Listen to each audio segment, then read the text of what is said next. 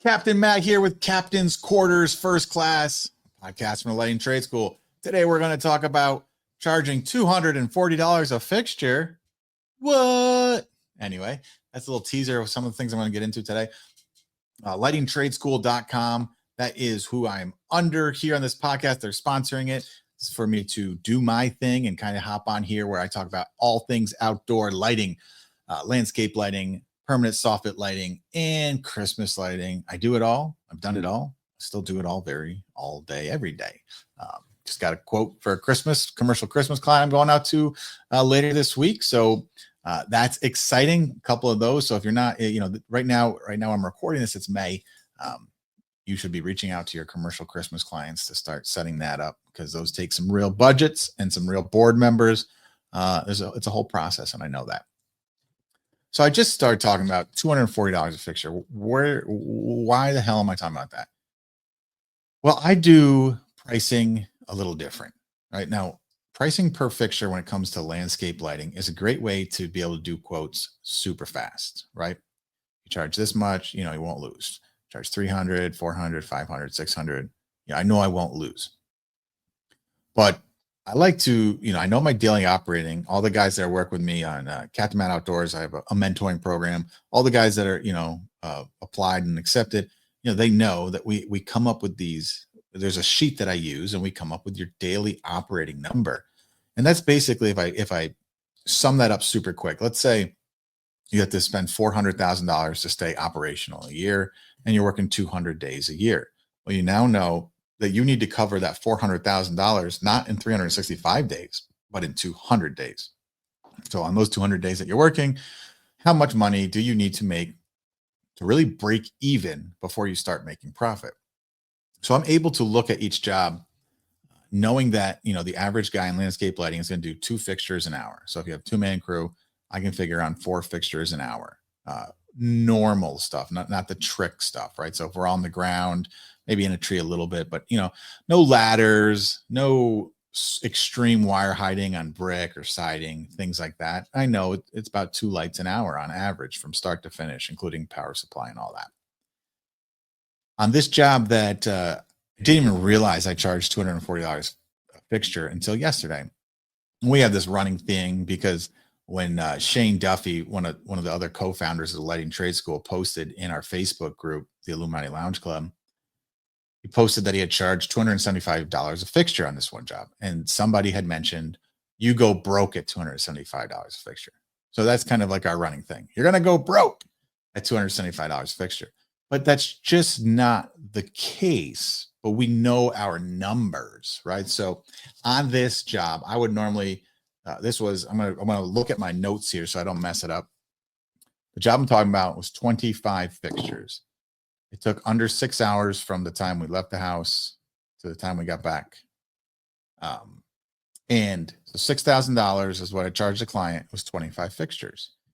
And we did that 6 hours payroll. So for my cost, materials, labor, all that, I'm at $2,940. That gives me a gross profit of $3,060 and then a net of about $1,310. So I charged $240 a fixture. I'm going to redo that math because it just doesn't seem right? Because I know that you'll go bankrupt at $275 a fixture, right? According to Facebook. So 6,000 divided by 25 is 240. I made over $1,000 profit that day at $240 a fixture. Let that sink in. Now that's 25 fixtures, right? Well, that doesn't work at 10 fixtures. It doesn't work at 12 fixtures. I doubt it even works at 15 fixtures, right? My point is that you can get so stuck on a per fixture rate. I didn't even know what I was charging per fixture. That's not how I'm pricing my jobs. It's a great way, again, to get started kind of until you really know your numbers. It's a great way to make sure you don't lose, is to do a per fixture, super easy. But I'm doing, now this one was only 25 fixtures, right? It'll become more. This is a client that, it literally was May 2022 when we started talking. The first time he told me no on landscape lighting. We've been talking, following up ever since. If I didn't follow up, I wouldn't have got this job. It's been 3 years since he initially reached out for landscape lighting. 3 years. 3 years. Let that sink in. So I always tell guys, don't ever stop pursuing people that tell you the no for now. I think we talked about that last week or 2 weeks ago, whatever it was. I really want to encourage everyone, to find out your daily operating number. If you don't know how to do that, you can apply at Captain Man Outdoors. And, if I have any spots, whatever, maybe we can talk. But it is super important. I can be super stupid competitive, even though I'm the best designer. I can be super stupid competitive, even though we do the trickiest installs. Now, again, I would not be at 240 if we're running second story lights and we're doing all this trick stuff with copper pipe and everything. This stuff was all on the ground. It wasn't easy. It was 2 different power supplies. It covered, the front and side of his house, a statue, things like that. Know your numbers, because I can charge, knowing what my materials are going to cost, knowing what my labor ballpark is going to cost, and knowing what my daily operating number is. I can know this is my true break-even point of this job. Now, do I want to make $1,000 a day, $2,000 a day, $10,000 a day, whatever that number is? I guess there's no right or wrong there. It's what you want, but I'm able to come up with a number that really blows out. It doesn't matter what it is per fixture. Right now, if we look at me doing that same thing on like a 15, I don't know if I've done 15, but 15, 20 light install, even those 5 extra fixtures makes a big difference because of the power supplies. And this one had 2 power supplies. So, but if you look at it, if I did that same thing on a 15 fixture install, I might be at 350, 400 a light. The point is don't get stuck on just doing per fixture.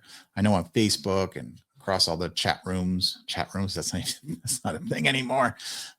AOL, we can get so stuck on, I charge 400 a fixture. I charge 500 a fixture. I charge 600 a fixture, charge more. My counter to that is so many people are raising their prices because they're losing money because they don't know what their fucking numbers are. You know what your daily operating number is, and you know your pricing on labor, and you know your pricing on materials. You shouldn't need to necessarily worry about a per fixture rate. How fast is your team? How efficient is your team? How much is your materials? How much is your daily operating? I promise you, most of the guys that I talk to, if they did that same job and pulled it off in the same amount of time that I did, their gross profit and everything, or their net profit, would be a lot more than mine because they don't have the same overhead, right? I'm about $1,700 to $1,800 a day. So you could have even come and done that job at $5,000 and still made $1,000 in profit. So let's kind of ignore just the per fixture rate. Now, I know it's a super easy thing to kind of benchmark, to kind of see where you're at, see what other people are at. But if you're looking to do badass jobs, this one's only 25 fixtures, right? We do 100, 200, 300 fixture. I'm quoting out this 396 fixture one right now. You have to know your numbers rather than a per fixture thing, because and I learned this when, I was at like $400, $500, $600 fixture. This was before I was doing daily operating. I just knew like, okay, I'm making money at that. It's great. But when I would price 100 fixture job, let's just call it 40,000, maybe $40,000 on my base tier. Well, if I come in at $250 a fixture, I'm at $25,000 for that same project. That's a huge, massive difference in price. Now, could I and do I land them at that rate? Yes. But could I land more, right, at the 25,000 for 100 fixtures and just do 100, 200, 300, 400 fixture like installs and not worry about anything else? Would I get more? Would it be easier to close 10 jobs at 25,000 rather than 2 jobs at 40,000, or 3 jobs, I guess, at 40,000? It's something that you should really explore. I don't think there's a right, there's not a wrong. Some guys love to target 20 light jobs, 15 light jobs. The thing is there's so much argument about, I do this, so you should. Now, sometimes that is a true argument because you're doing it wrong, but there's a business model for that. There's a business model for the slamming the lights in the ground in front of the house and moving on to the next. It's not a wrong business model. It's not what I do. It's not really a lighting designer at that point. Yeah, there's some design, but we all know anybody can pretty much figure out how to uplight the front of a home. great business model. You do one or two of those a day, every day, 5 days a week. You are making money. You are happy. You're enjoying everything. And if you could add on maintenance to that, to those, I don't know. Most of the guys doing that don't do maintenance. They only do maintenance calls or really fix requests. That's a business model that can work. You got to get out there. You got to grind. You got to get, 10 closes a week, 5 to 10 closes a week, every single week. It's a business model. It can work. Or you can target only 100 fixture jobs, 200 fixture jobs, or maybe you want to target 40 fixture jobs. There's nothing wrong. You have to I see too often where guys who are doing the 10 to 12 light jobs, are in there screaming at their lighting designers because once in a while they'll get a 40 light job. Don't pretend to be a lighting designer if you're just focusing on those 10 to 12 light jobs. Like this isn't a slap in the face or a snob or whatever, a snob, or anything against you. It's just is what it is. Own who you are and do it super well. And do 3 jobs a day at 10 fixtures. Who cares? It's your life, your money. You have to feed yourself. You have to feed your family. So I really want to encourage guys. I talk to so many new guys, and that's always the point of the initial thing is I don't know how much to charge per fixture. And it's driving me nuts because what I have to charge per fixture and what you have to charge per fixture is going to be different. How fast your team is going to be different. How fast my team is. What your average install fixtures is going to be different. Now, we take the reason why the scale matters of doing the same amount of fixtures on the job, right? The same property, if you will, why you can come down for fixtures is because the power supply, the power driver, the transformer, there's a cost associated with that. Let's call it $500. It's typically, the ones I use about $500, maybe a little bit less, whatever. Let's start $500.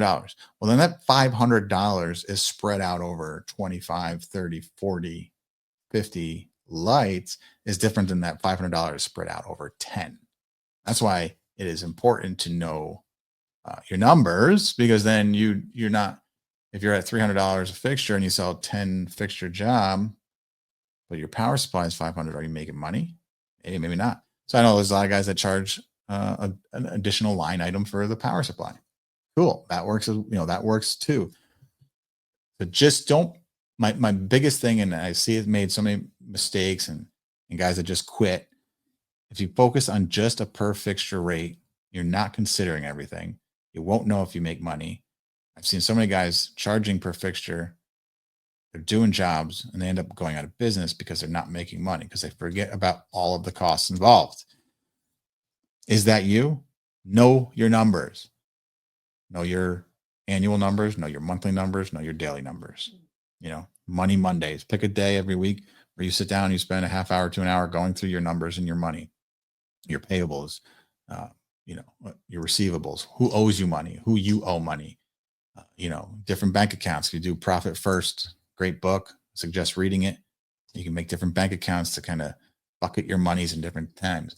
Well, you can at least spend 1 day a week where you're updating everything, what's in the bank accounts, what's in your war chest, what's coming up. I have a little playground calculator I use. Like if I want to hire somebody new, what happens, how many months are covered total if I don't sell another job right now in this moment? Am I 2 months, 3 months, 6 months, 16 months away from business closing if I sell no work from this point on? And I love that because it always gives me a quick pulse. And so every day when I'm opening up this up, I spend that 1 day a week, Money Mondays, updating it, looking at it. But the rest of the time I can quick pull it up and look at it and have a quick gauge where I'm at. Okay. Do I need to buy this tool? This tool is, 2,500. I look, you know what? It's probably not the right time. I'll wait until the war chest builds up or the, tool funds build up, whatever the case might be. But I know that because I'm constantly looking at it. So many guys just have one bank account. They look at, they don't even consider if they owe somebody money. They don't consider if people owe them money. They don't consider what their monthly even, services are in terms of Google, Gmail, website, calls, marketing, whatever you're paying for. We're all paying for a whole bunch of shit every month.